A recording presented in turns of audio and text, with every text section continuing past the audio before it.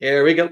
Part 3 for the Arends Translation Nutrition, the ATA, articles from German newspapers, translated by William Arends for InterStream 130 to 131. Now, it's only 2 pages long. However, it's about naval action, as well, it says right there. And the nice thing is that I just finished reading an article called The Submarine Campaign. And it was just for me to test out different audio effects because I want to, still try to figure out a way of getting my voice to sound like some old radio transmission or whatever. And I went, wait a minute, this will provide some additional material to what William Arends has provided for us. And it'll show the seriousness of the U-boats, how effective they still are, and also that there are some, the British know of the advancements that are occurring with the U-boats. You'll find out about a new flotilla they're worried about, and also there's some talk about Thomas Edison and some kind of the invisible freighter or something. But anyways, let's get on to what William Arends has provided us. Translator's note. Here are 2 short articles about naval action. The first mentions action in the Armel Canal, which happens to be the German name for the English Channel. Berlin's latest news, Sunday, September 16th, 1917, morning edition. What was sunk in the Armel Canal? The English Channel. WTB, Berlin, September 15th, official. New U-boat success in the English Channel. 4 steamers and 1 sailing ship with a combined 20,000 gross registered tons were sunk. Each and every one of the steamers were armed, one of which was a tanker. The sailing ship was carrying 1,400 tons, which included cooking oil, rice, and parcels bound for Le Havre, the chief of staff to the Admiralty of the Navy. The losses at sea of the Entente. Rotterdam, September 15th. The Mossboat reported the English mail steamer City of Ragpur, 5,340 tons, has run aground and been turned into a complete wreck.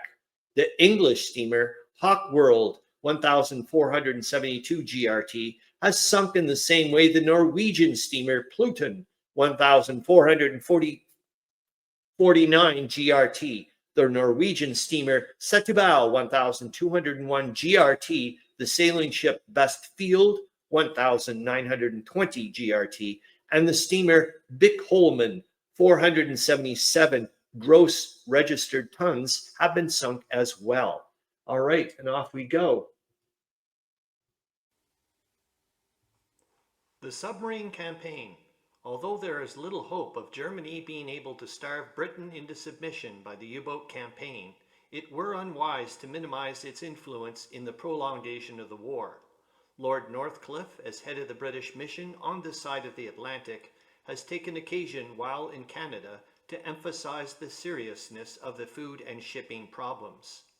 While careful to refrain from anything in the nature of alarmist or pessimistic views, he sought to impress upon the people of Canada the necessity of realizing the stern conditions of war that prevail in the United Kingdom and which are unknown in the Dominion. Chief among these are the state control of foodstuffs and the shortage of shipping. Both these conditions are the direct outcome of the German submarine campaign.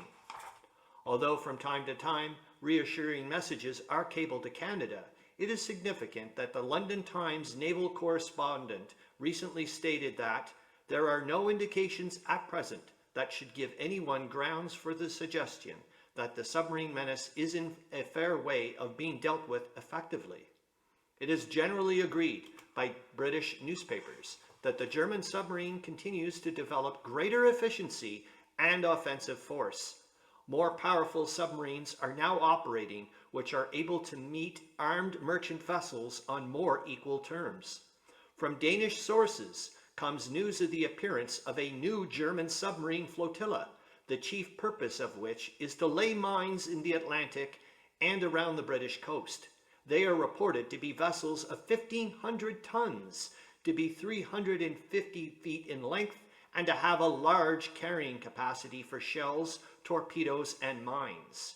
As the British government withholds the total losses in tonnage and the difference between these losses and the replacements by new vessels, it is difficult to form any opinion as to the actual results of the submarine campaign. But it was frankly admitted by Lord Northcliffe while in Toronto that the losses are not fully covered by new tonnage launched.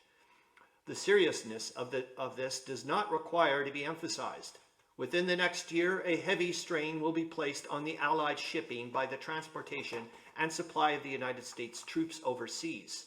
It is estimated that the 2 million gross tons of additional shipping will be needed to supply the wants of a United States overseas army of 500,000 men. As Allied hopes of decisive victory over the enemy now rest on American reinforcements, it is obvious that Lord Northcliffe is not exaggerating when he says that the greatest need of the Allies now is shipping. The boast of the German press is that their submarines will sink transports in sufficient number to keep the United States Army always under the level required to turn the scale in the fighting at the front. It is this fact which lends to the submarine campaign a certain gravity, and which explains the speeches of Lord Northcliffe in this country and the intense interest aroused in Mr. Edison's invisible freighter. While there is no need for alarm, it is evident that wastage of essential supplies should be sternly discouraged and every effort made to enable Britain to meet the heavy pressure on her shipping and food supplies. Germany has staked her chances of averting defeat on her submarine efficiency. By the conservation of food and other supplies and by increased shipbuilding, much may be done in the coming months to neutralize the results of the U-boat attacks.